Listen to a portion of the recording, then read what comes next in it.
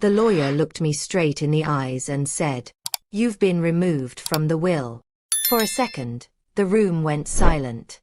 No sound. No air. No warning.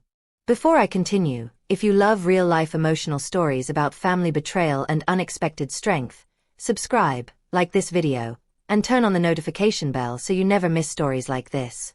And please tell me in the comments where you're watching from.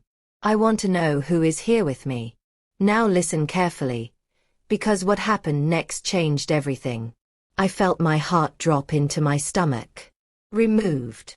I asked, my voice barely louder than a whisper. The lawyer nodded slowly and slid the papers closer to me. My hands shook as I looked down. The words were clear. Too clear. My name was gone.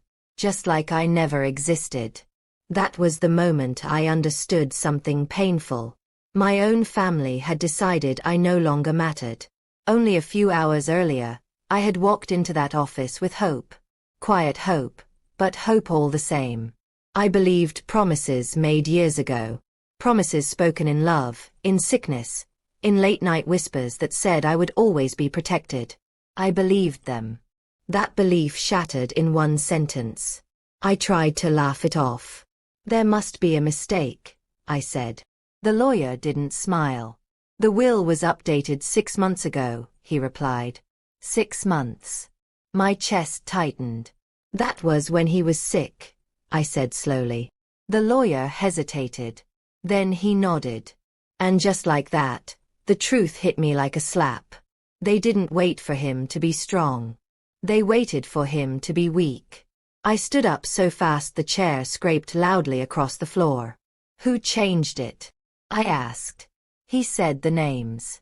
Family. The same people who hugged me at the funeral. The same people who told me, "We're here for you." Liars. I walked out of that office feeling small, broken, and embarrassed. Like I had trusted the wrong people for too long. In my car, I cried.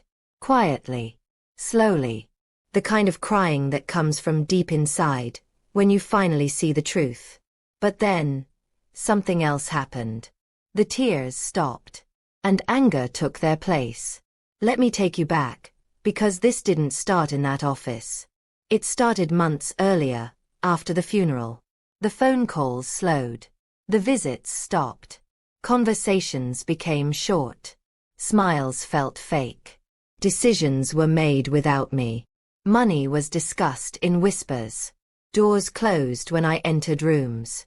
My opinions were ignored. Still, I stayed quiet. I told myself, don't cause trouble. Keep the peace.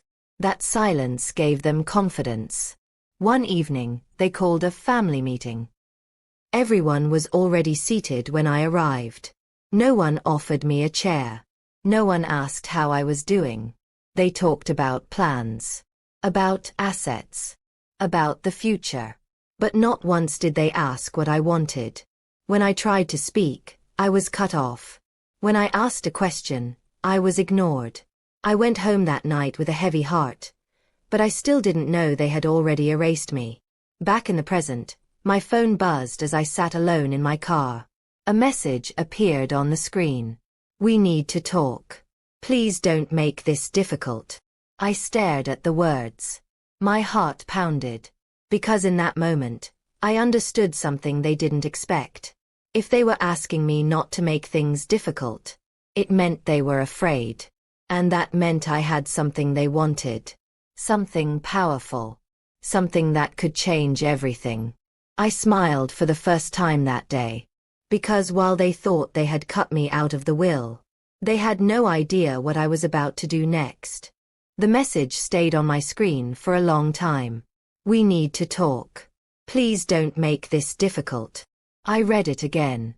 And again. They had already decided everything without me. They had already taken my place, my security, my future. And now they wanted me to stay calm.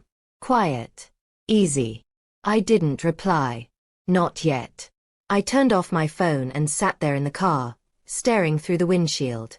People walked past, laughing, talking, living their normal lives. No one knew my world had just been turned upside down. That night, I didn't go home right away. I drove around for hours, letting memories rise and fall like waves. I remembered the early days. The hard days. The days when there was nothing but hope and work and love. I remembered being the one who held everything together. And I remembered something else too. Something important. When I finally got home, the house felt too quiet. I locked the door behind me and leaned against it, my heart still racing. I whispered to myself, "Think. Slow down. Don't panic." I made tea, but I didn't drink it. I just sat at the table, staring at the steam as it faded into the air. That was when the memories became clearer. The hospital visits. The papers. The conversations that stopped when I entered the room. The way they rushed to be helpful only when money was mentioned. I had ignored all of it. But I shouldn't have. Months earlier, during one of the hospital stays, something strange had happened. He had asked everyone to leave the room except me. I remember the nurse closing the door softly behind them. The machines beeped quietly. The room smelled like medicine and fear. He looked weak. Smaller than I had ever seen him. He reached for my hand and squeezed it. "Listen to me," he said slowly. "If anything happens, don't trust everything you hear." I laughed then, trying to stay positive. "Nothing is going to happen." But his eyes stayed serious. "I know what they're doing," he whispered. "I see it." I asked him what he meant, but he shook his head. He was tired. Too tired to explain. Before he fell asleep, he said one last thing. "There are papers. Don't forget the papers." At the time, I didn't understand. But sitting alone at my table that night, his words echoed loudly in my mind. "There are papers." I stood up suddenly, my chair scraping against the floor. The storage room. No one had touched it since the funeral. Everyone said it was too emotional. Everyone avoided it. Everyone except me. I walked down the hallway, my steps slow, my heart pounding harder with every second. The storage room door creaked when I opened it. Dust filled the air. Old boxes were stacked against the wall, untouched and forgotten. I turned on the light. And there they were. Folders. Envelopes. Documents. My hands trembled as I began opening boxes, one by one. Papers spilled out, old bills, letters, receipts, notes written in shaky handwriting. Then I found an envelope with my name on it. My breath caught. I sat on the floor and opened it carefully. Inside were copies of documents. Legal papers. Dates. Signatures. And something else. A handwritten note. I read it slowly. Then again. And again. My heart started racing. Because suddenly, everything made sense. The next morning, my phone rang early. I let it ring. Then it rang again. And again. I finally picked up. "We need to meet," a voice said quickly. "Today." "No," I replied calmly. There was a pause. "What do you mean, no?" "I mean no," I said. "I'm busy." Silence. Then a softer tone. "Let's not fight. We're family." Family. The word almost made me laugh. "I'll call you when I'm ready," I said and hung up.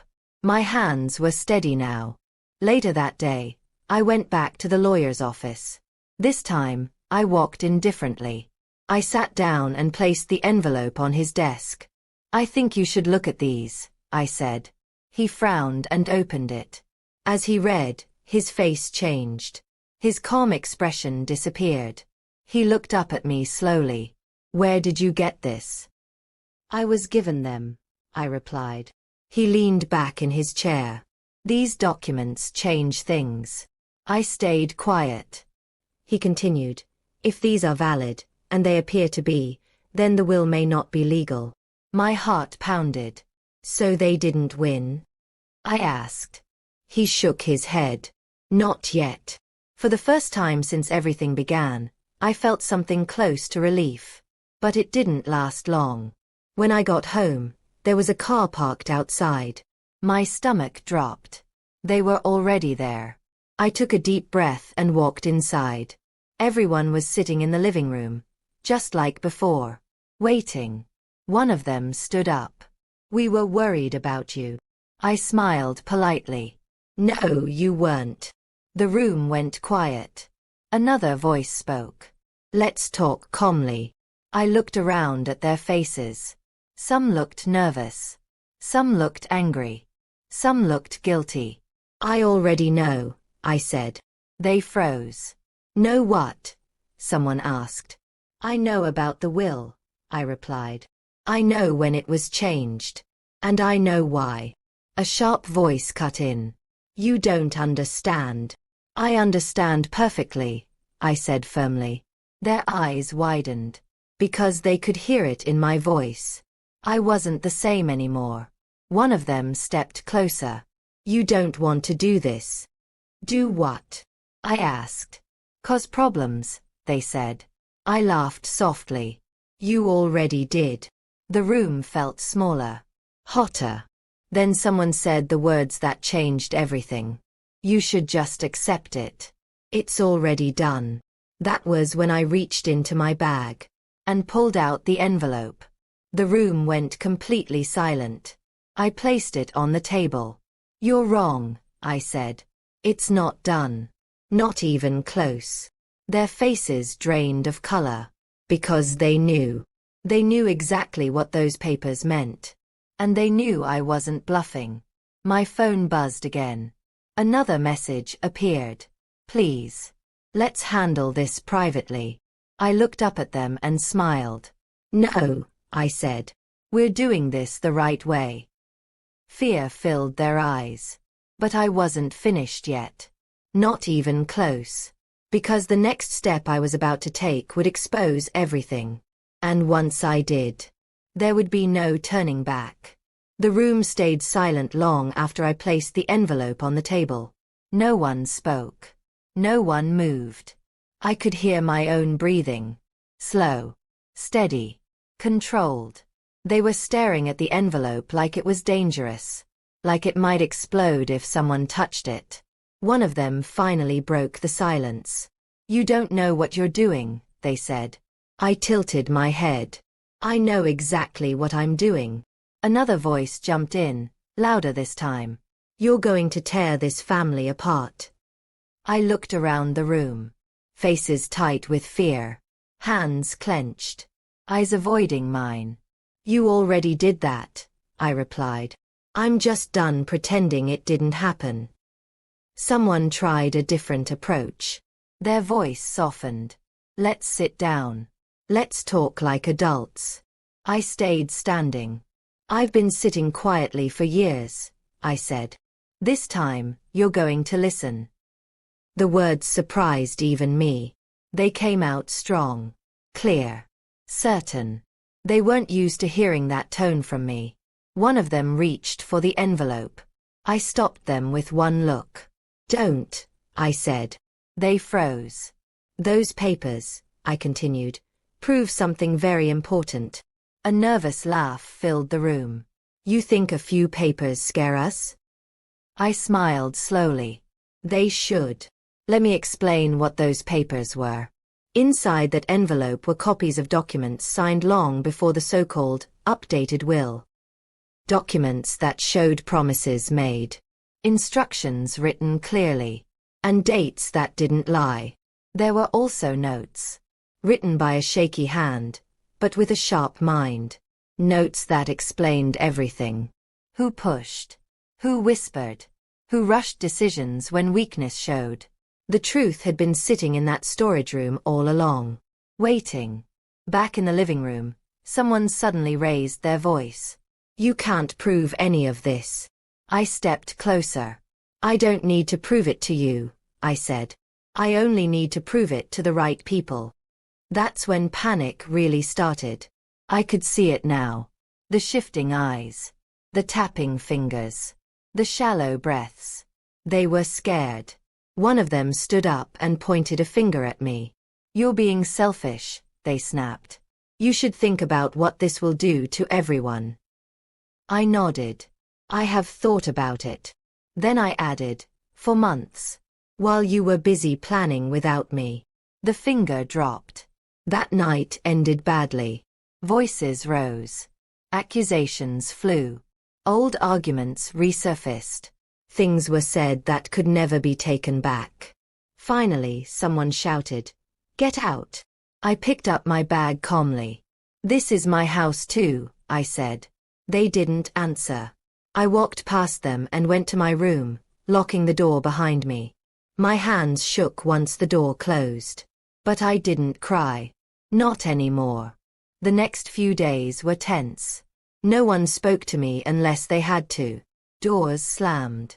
Whispers followed me down hallways. Phones stopped ringing when I entered rooms.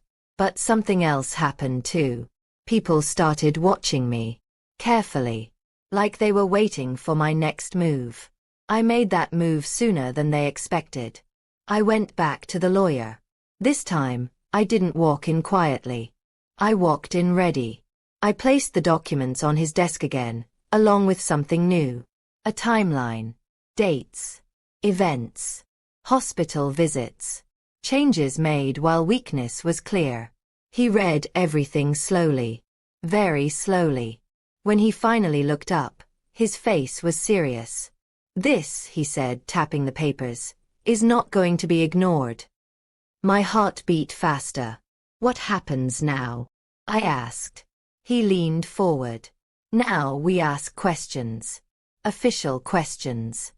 When I got home that evening, the house felt different. Too quiet. I called out. No answer. Then I noticed something that made my stomach twist. The storage room door was open. My heart started racing. I rushed down the hallway. Boxes were moved. Papers were scattered. Drawers were open. Someone had been searching. My breath caught in my throat. They knew. They knew exactly how dangerous the truth was. I ran to my room and checked my bag. The envelope was still there. Safe. I let out a shaky breath. But the message was clear. They were done pretending. And so was I. That night, my phone buzzed again. A message appeared from a number I didn't recognize. "If you don't stop this, you'll regret it."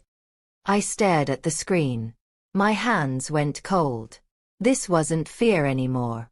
This was a threat. I didn't reply. Instead, I did something else. Something they never expected. I made copies. Lots of copies. And I sent them somewhere safe. Because if anything happened to me, the truth would still come out. The next morning, as I walked into the kitchen, everyone was already there. Waiting. One of them smiled. But it didn't reach their eyes. "We need to talk," they said. I nodded slowly. "Yes," I replied. "We do." But before anyone could say another word, there was a loud knock at the front door. Sharp. Firm. Official. Every face in the room turned pale. Because deep down, they all knew. That knock meant things were about to get very real. The knock came again. Louder this time. No one moved. We all stood there, frozen, listening to the sound echo through the house. My heart pounded so hard I was sure everyone could hear it. Someone swallowed loudly. Another shifted their feet. Finally, one of them whispered, "Who is that?" I didn't answer. Because I already knew this moment was coming. Slow footsteps moved toward the door. The handle turned. The door opened just a little. Two unfamiliar voices spoke calmly from outside. "We're here to ask a few questions." That was all it took. The door opened wider, and suddenly the house felt smaller, colder. Like the walls themselves were listening. They stepped inside, polite but firm. Their eyes scanned the room, the faces, the tension hanging in the air. "We won't take much of your time," one of them said. "We just need some clarification." Clarification. That word made someone behind me gasp softly. Everyone was asked to sit down. No one argued. No one smiled. I took a seat at the edge of the couch, my back straight, my hands folded neatly in my lap. On the outside, I looked calm. On the inside, my thoughts were racing. This was no longer a family argument. This was official. The questions started simply. Dates, names, timelines. Who was present during the hospital visits? Who arranged the meetings? Who requested the changes? Answers came slowly, carefully, too carefully. I watched faces as they spoke. I noticed how some avoided eye contact, how others spoke too fast, how one person kept rubbing their hands together like they couldn't stop. Then a question landed like a stone dropped into water. Was anyone pressured to sign anything? Silence. Long, heavy, dangerous silence. Someone laughed nervously. Of course not. The calm voice replied, we just need honest answers. That's when I spoke. Yes, I said quietly. Every head turned toward me. Yes, I repeated. There was pressure. The room exploded. What are you talking about? You're lying. Why are you doing this? The calm voice raised a hand. One at a time. I took a deep breath. I was there, I continued. I saw how things were rushed.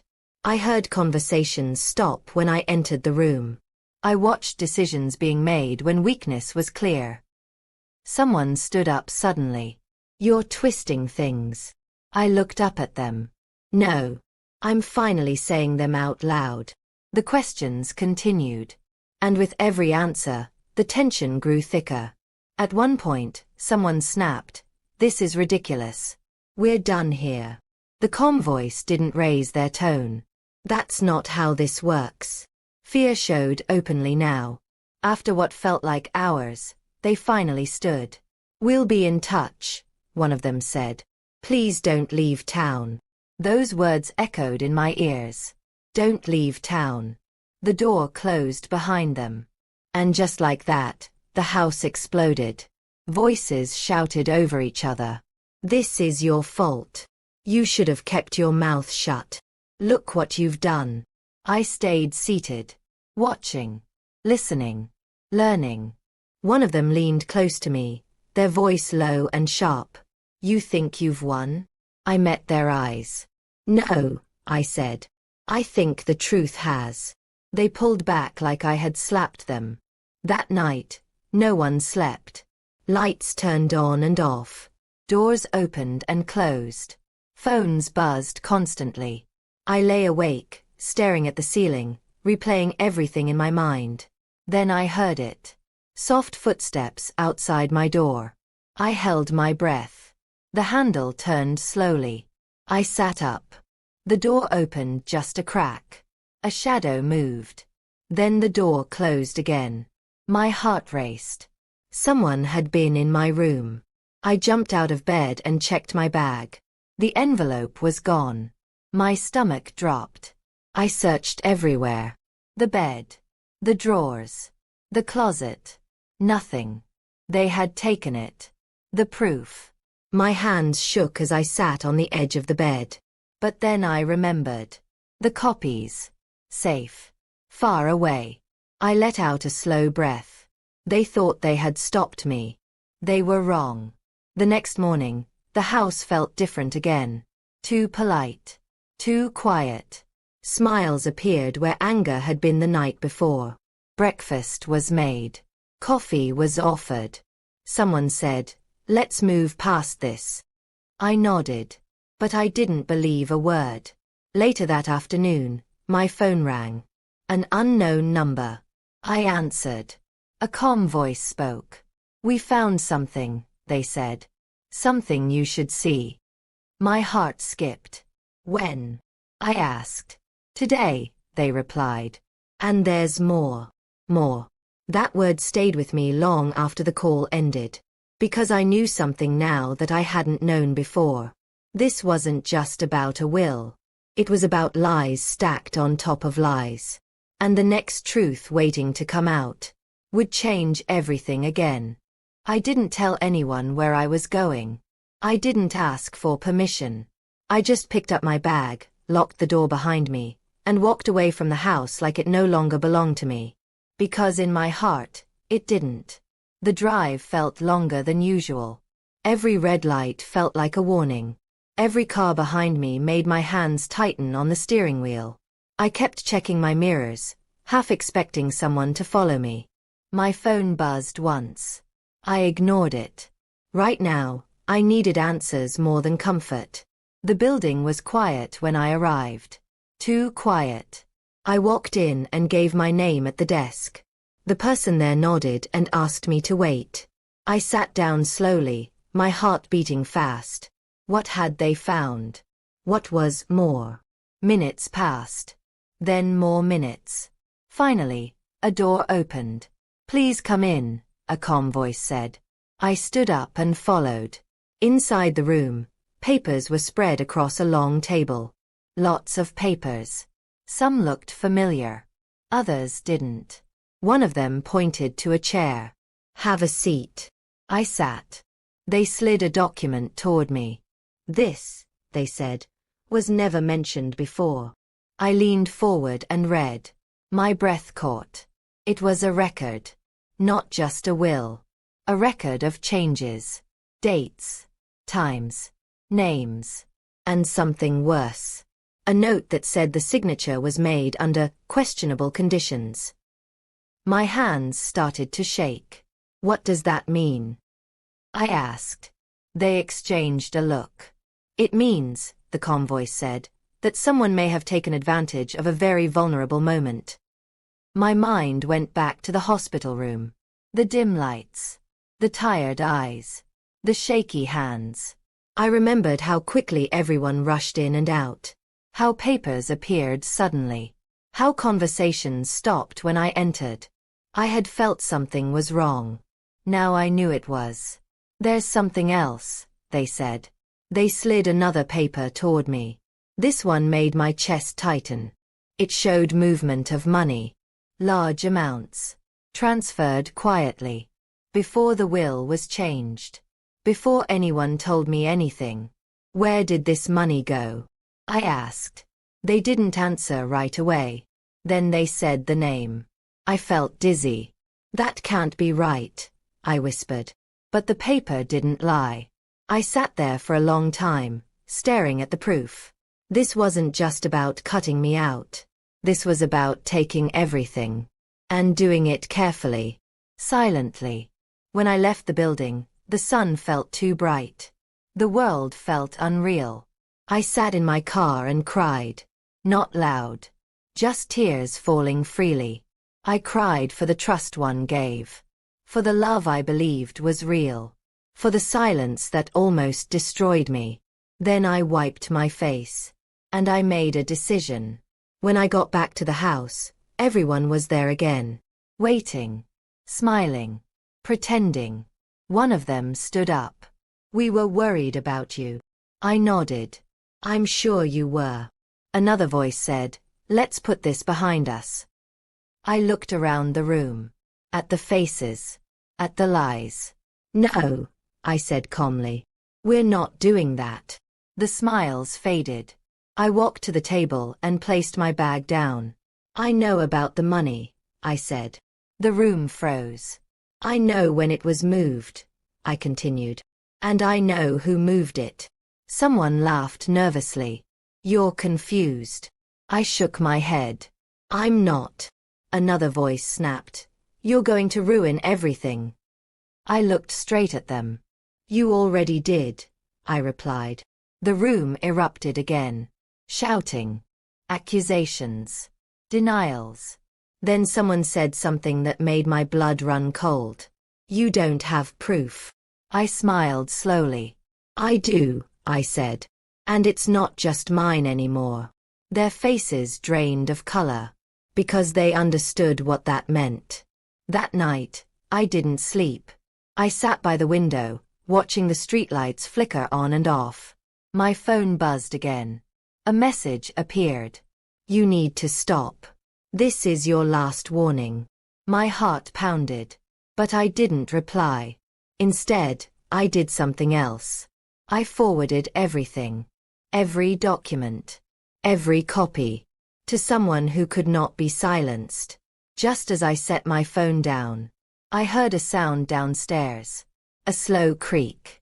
Then another. Footsteps. Coming closer. I held my breath. Because whoever was in the house wasn't trying to talk anymore. The footsteps stopped right outside my door. I didn't move. I didn't breathe. My heart pounded so hard it felt like it might give me away. The hallway light flickered under the door, then went still. Whoever was out there was listening too. Waiting. Slowly, quietly, I reached for my phone and turned the screen brightness all the way down. My fingers trembled as I held it close to my chest. The handle turned. Just a little. Then stopped. I swallowed hard. Go away, I whispered to myself. But the door didn't open. Instead, the footsteps moved away, slow and careful, like whoever it was didn't want to be heard. I waited a long time before I dared to move again. When morning came, the house felt wrong. Too neat. Too quiet. Like nothing had happened at all. I stepped out of my room and looked around. Everything was in its place. No signs of anyone being there during the night. No doors left open. No lights on. But I knew better. Someone had crossed a line. At breakfast, everyone acted normal. Too normal. Someone asked if I slept well. Someone else poured coffee like nothing was wrong. There were even soft laughs, forced and uncomfortable. I watched them closely. Every smile felt fake. Every word felt rehearsed. They were scared. And scared people make mistakes. Later that day, I got another call. This time, the voice on the other end sounded serious. We need to meet again, they said. Things are moving faster than we expected. My stomach tightened. What does that mean? It means, they replied, someone is trying to clean things up. Clean things up. I knew exactly what that meant. Are the documents safe? I asked. Yes, they said. But time matters now. I packed a small bag. Just the basics. I didn't trust the house anymore. As I reached for my keys, someone blocked the doorway. Where are you going? They asked. I met their eyes. Out. You can't just leave, they snapped. I can, I replied calmly. And I am. They stepped aside, but their eyes followed me all the way out. The meeting was tense. New papers were added to the pile. Phone records. Emails.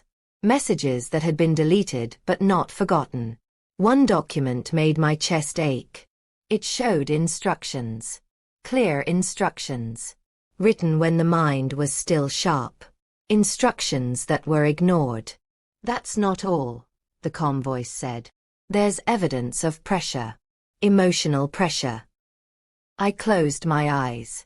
I remembered the hospital room again. The size. The looks. The way voices changed when I entered. I had doubted myself for so long. Now I knew I was right. When I returned later that evening, a car I didn't recognize was parked outside the house. My heart skipped. I slowed down, watching carefully. The front door was open. I stepped inside. Voices echoed from the living room. Angry voices. Panicked voices. I stayed hidden, listening. We need to fix this, someone said. She knows too much, another replied. This is getting out of control. Then a voice I hadn't heard before spoke calmly. There's still a way. I leaned closer. What way?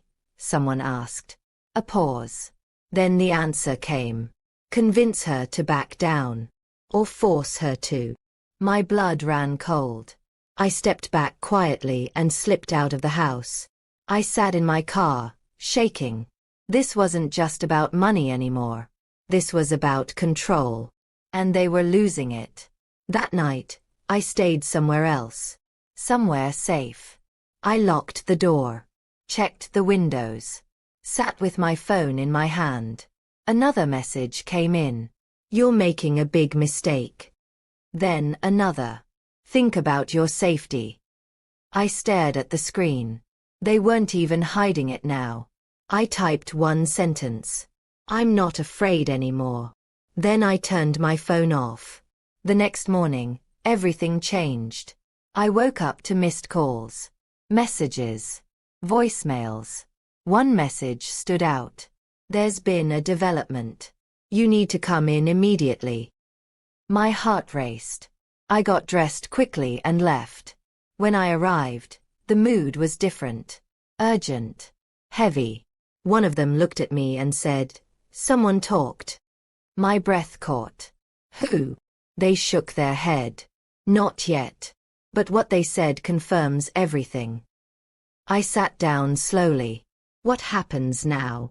I asked. They leaned forward. Now, they said, this becomes public. My hands clenched. Public meant exposure. Public meant consequences. Public meant no turning back. As I walked back to my car, my phone buzzed again. One last message came through before the signal dropped. If this goes public, you'll regret it. I looked at the screen. Then at the sky. Then I smiled. Because they were running out of threats. And I was running out of patience. But what I didn't know yet was that the next move wouldn't come from me. It would come from someone desperate enough to do something reckless. And it would happen very soon. The news didn't break all at once. It leaked. Slowly. Carefully. Like water seeping through cracks no one bothered to fix. I found out early that morning when my phone wouldn't stop buzzing. Missed calls. Messages. Numbers I didn't recognize. Voices speaking too fast, too nervous, too polite. I didn't answer any of them. I already knew what was happening. By noon, the house was chaos. Doors slammed. Phones rang non-stop. Voices rose and fell like waves crashing into each other. Someone paced the living room, muttering under their breath. Someone else sat on the couch with their head in their hands. They were panicking. And panic makes people careless. I stayed quiet. I watched. I listened. Every word they spoke only confirmed what I already knew. This wasn't supposed to happen. Who talked? We agreed to keep this private. Private. That word meant nothing now. Later that afternoon, someone burst into the room, their face pale. They're asking questions, they said. Serious questions. No one replied. Because everyone understood what that meant. Once questions start, they don't stop. I stepped outside for air. The sky was gray. Heavy. Like it was holding its breath too. As I stood there, a memory hit me hard. A quiet afternoon long ago. A promise whispered softly. No matter what happens, you won't be alone. I closed my eyes. For the first time in a long time, I believed it again. When I went back inside, the mood had shifted. Fear had turned into anger. And anger was pointed at me. This is all because of you, someone snapped. I looked at them calmly. No. This is because of lies. Another voice shouted. You should have stayed quiet. I nodded slowly. That's what you were counting on. Silence followed. They hated that I was right. That evening, I received a call I didn't expect. A familiar voice. Shaky. I need to talk to you, they said. Alone. I hesitated. Please, they added. Before it's too late. Something in their voice told me this wasn't a trick. Not this time. We met somewhere public. Bright lights. People everywhere. They sat across from me, hands shaking, eyes red like they hadn't slept in days. I didn't want it to go this far, they whispered. I stayed quiet. I was scared, they continued. Everyone was pushing. Saying it was already decided. Then why didn't you stop it? I asked. They looked down. Because I thought you'd never fight back. That hurt more than anything else. They slid something across the table. A phone. Look, they said. I hesitated, then picked it up. Messages filled the screen. Plans. Instructions. Pressure. Proof. My chest tightened. This changes everything, I whispered. They nodded. I know. That's why I'm giving it to you. Why now? I asked. They swallowed hard. Because I don't want to go down with them. Honesty. Too late. But still useful. When I got back that night, the house felt empty. Not physically. Emotionally. The walls no longer felt safe. The air felt thick with regret and fear. I locked my door and sat on the bed, staring at the phone in my hands. This was it. The final piece. I forwarded everything. Every message. Every screenshot. Every detail. Then I turned my phone off and lay back, staring at the ceiling. For the first time since this began, I felt tired. But not weak. The next morning, the knock came early. Sharp. Firm. Official. I didn't need to look to know what it meant. Voices echoed through the house again. Calm voices. Serious voices. This won't take long, one of them said. I stepped out of my room and walked into the living room. Everyone looked at me. Some with anger. Some with fear. Some with regret. I met every gaze. And I didn't look away. As they were led into separate rooms, one of them turned back and said quietly, almost pleading, "You didn't have to do this." I answered honestly. "Yes," I said. "I did." Hours later, when the house finally went quiet, I sat alone at the table. The silence felt different now. Not heavy. Not threatening. Just real. But deep down, I knew something. This wasn't the end. Because when people lose control, they make one last move. And I could feel it coming. The house didn't feel like a home anymore. It felt like a waiting room. Every sound echoed too loudly. Every shadow felt heavier than it should. Even the air seemed tense, like it was holding secrets it didn't want to give up. I sat alone at the table long after everyone else had gone quiet. The chair across from me was empty, but I could almost see the faces that had been there just days ago. Confident, loud, certain they were untouchable. Now, none of them were certain of anything. My phone buzzed softly. One new message. No name. No number. Just words. "You've gone too far." I stared at the screen, my heart beating slowly but steadily. I didn't feel fear anymore. Not the kind that makes you freeze.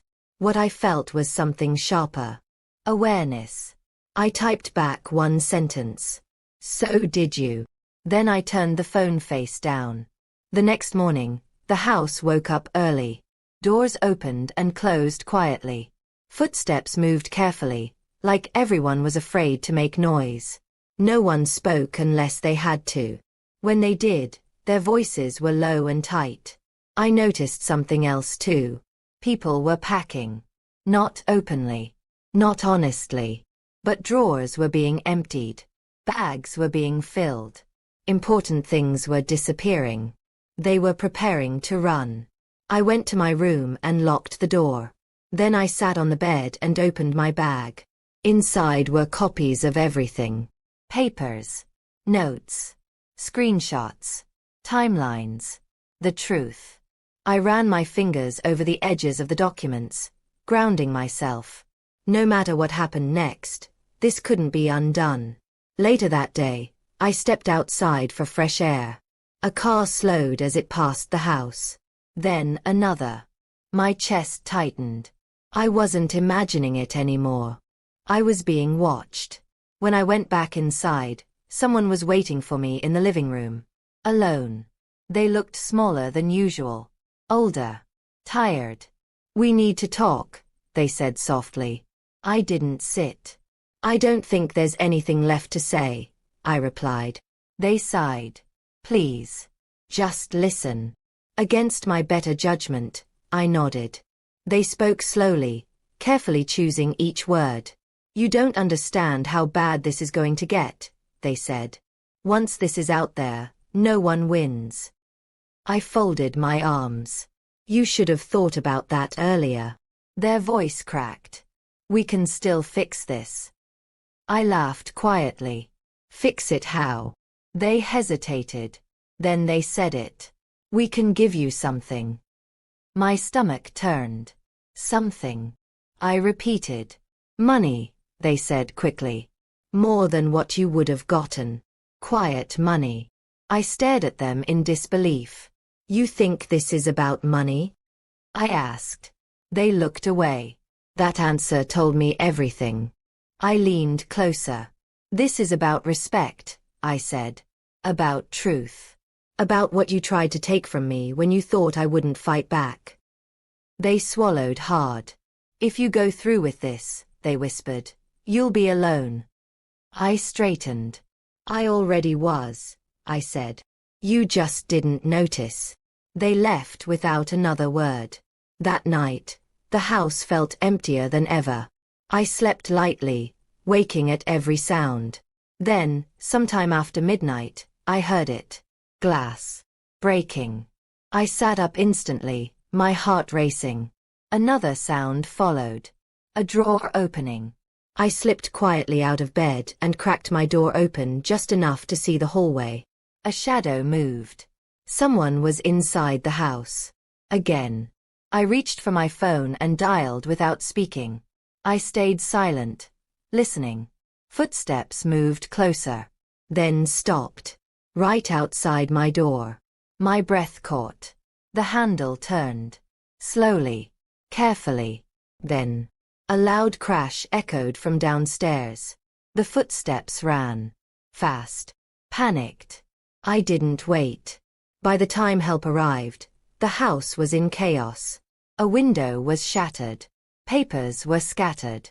Drawers were pulled open. Someone had been searching. Again. But this time, they were desperate. As I sat wrapped in a blanket, giving my statement, my phone buzzed once more. A final message appeared. This isn't over. I looked at the broken window. At the mess. At the proof still safely with me. And for the first time, I realized something terrifying. They weren't trying to scare me anymore. They were trying to stop what was coming next. And whatever move they were planning would be their most dangerous one yet. Morning came with sirens in the distance. Not close enough to help. Not far enough to ignore. I stood by the broken window, watching sunlight spill across shattered glass on the floor. The house looked wounded. Exposed. Just like the truth everyone had tried so hard to bury. Someone had crossed a line the night before. And now, nothing felt safe anymore. By mid-morning, the house was full of quiet movement. Not conversation. Not comfort. Movement. Bags being zipped. Drawers opening and closing. Phones pressed tightly to ears in whispered calls. They weren't arguing anymore. They were preparing. I sat at the table, documents spread neatly in front of me, my hands steady despite everything. Fear had burned itself out. What remained was focus. Every lie had a pattern. Every secret left a trail. And now, those trails were starting to connect. A knock came at the door. Not sharp. Not official. Careful. I didn't answer right away. Then a voice called my name softly. I just want to talk. I recognized it immediately. The one who always stayed quiet. The one who watched but never spoke. I opened the door just enough to see their face. They looked terrified. They're going to blame you, they whispered urgently. They're already planning it. I didn't react. Planning what? They're saying you manipulated everything. That you confused him. That you forced him to sign things he didn't understand. My chest tightened. They're trying to turn this around, they continued. Make you look unstable. There it was. The last move. I stepped back and let them inside. Sit, I said calmly. They hesitated, then obeyed. I slid a folder across the table. Before you say anything else, I said, look at this. They opened it. Their hands began to shake. "I didn't know about this," they whispered. "I know," I replied. "That's why you're here." Inside the folder were medical records. Clear. Precise. Notes written by professionals. Dates that matched perfectly.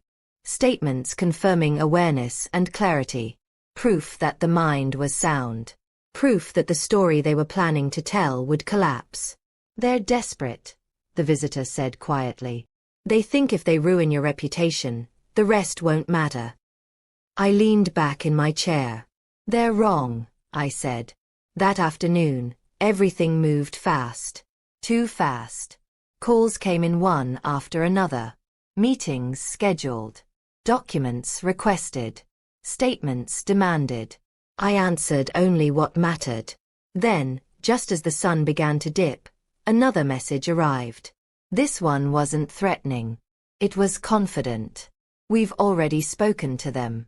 You should prepare yourself." I stared at the screen. They had made their move. An hour later, it happened. A car pulled up outside. 2 people stepped out. Not officials. Not friends. Something worse. People whose job was to shape stories. They sat across from me, polite smiles fixed in place. "We just want to hear your side," one of them said. I nodded. Of course. They asked gentle questions at first. How I was feeling. How long I'd been grieving. Whether stress had affected my memory. I saw the trap immediately. Then one of them leaned forward. "Some people say you've been confused lately," they said carefully. Overwhelmed. I met their eyes. "Who says that?" I asked. They smiled. Concerned family members. I smiled back. Then they're lying. I stood up and placed the documents on the table. "All of this is recorded," I said calmly. "Every conversation. Every change. Every pressure applied." Their smiles vanished. One of them swallowed hard. "This isn't what we were told," they said. "No," I replied. "It never is." They left shortly after. Quietly. Quickly. The house felt heavier once they were gone. Because I knew something now. The story was slipping out of their control. And that terrified them. That night, I didn't stay in the house. I went somewhere safe. Somewhere quiet. I slept with the light on. Just before dawn, my phone buzzed. One message. Short. Cold. "If you testify, everything comes out." I stared at it for a long time. Then I whispered to the empty room. Good. Because what they didn't understand was this. I wasn't afraid of the truth anymore. I was ready for it. But what I didn't know, what I couldn't see yet, was that someone had made a decision in the dark. A final decision. And by the time the sun rose fully, everything would be set in motion.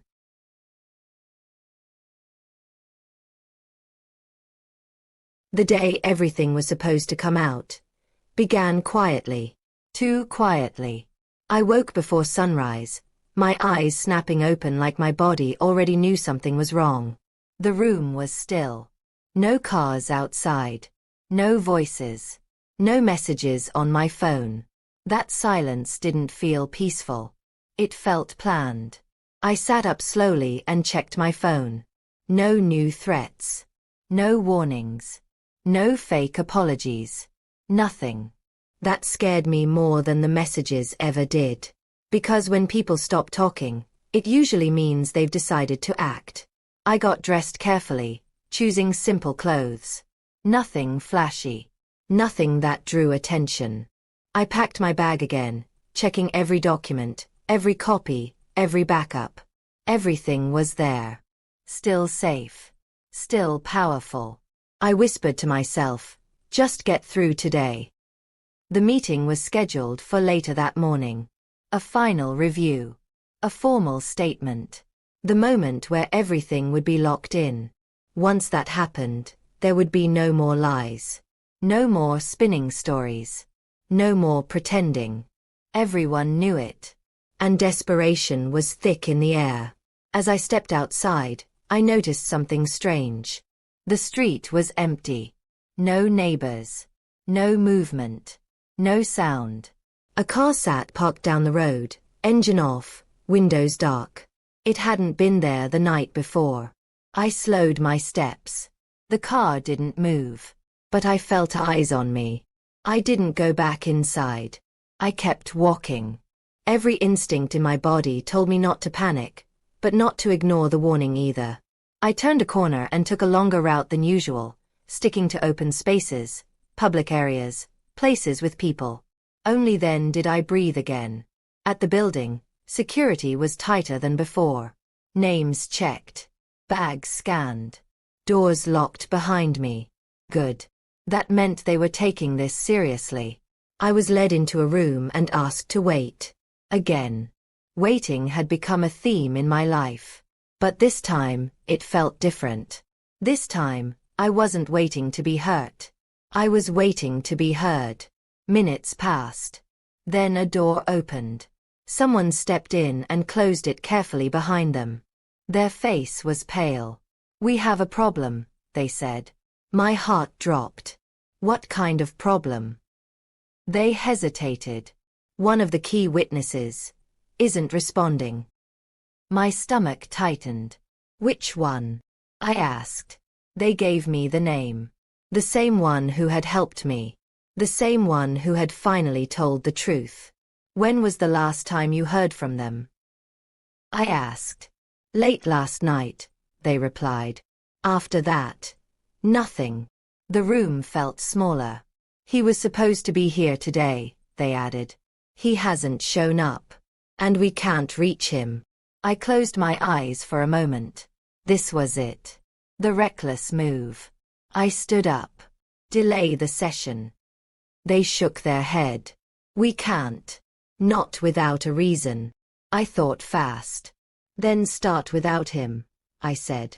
"I'll speak first." They studied my face. "You're sure?" I nodded.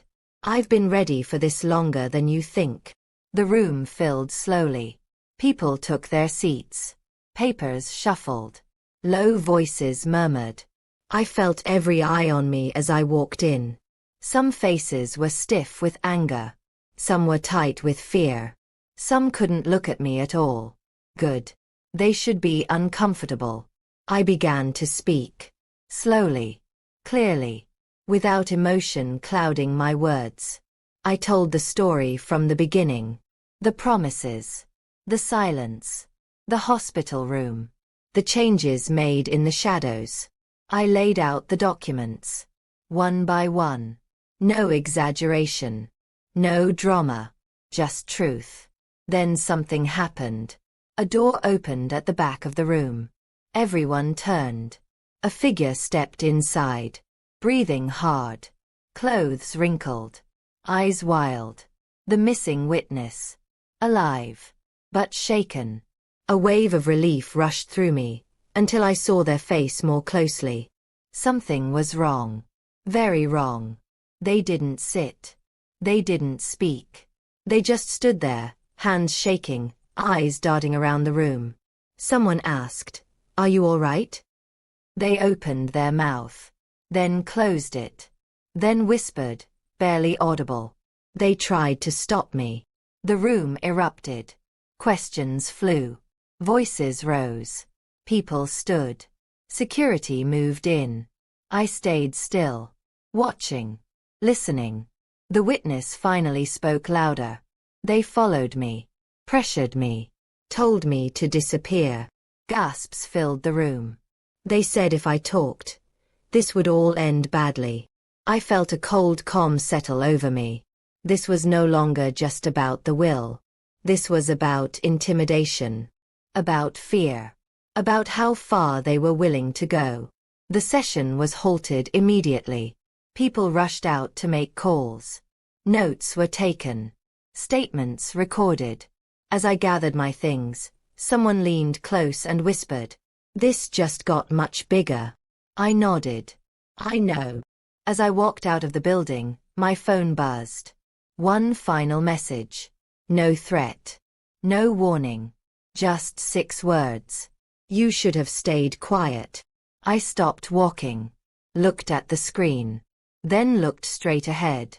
Because now, there was no silence left. Only consequences.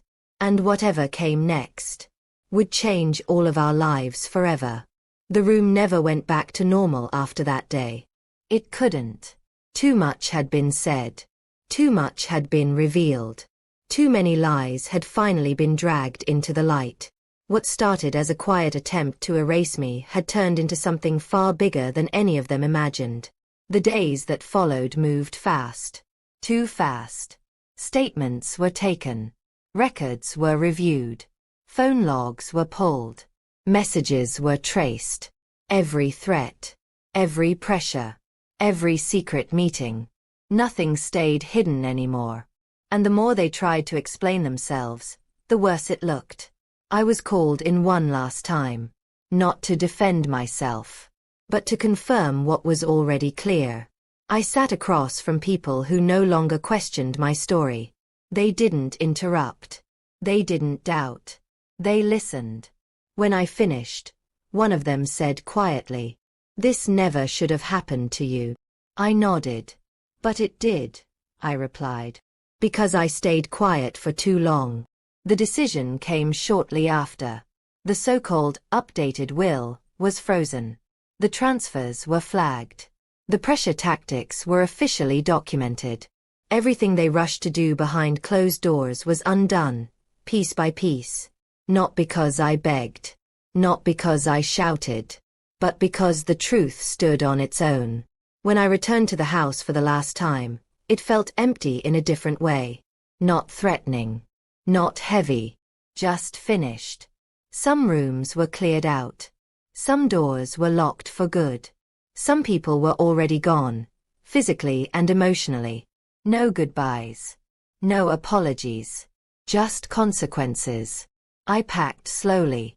Not because I was sad, but because I was finally free.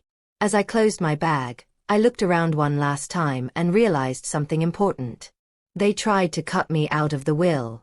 But what they really tried to cut out was my voice. And they failed. I walked out without looking back. The sun was bright. The air felt clean.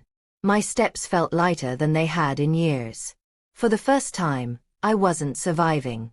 I was choosing. If this story taught me anything, it's this. Silence protects liars. Truth protects the brave. And no matter how small they make you feel, no matter how quietly they try to erase you, your voice still matters. If this story moved you, don't forget to subscribe for more powerful, emotional stories. Like this video if you believe the truth always comes out.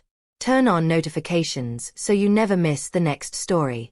And tell me in the comments, have you ever been silenced by people you trusted? Your story might help someone else find their voice too. Because sometimes, speaking up doesn't just change everything. It saves you.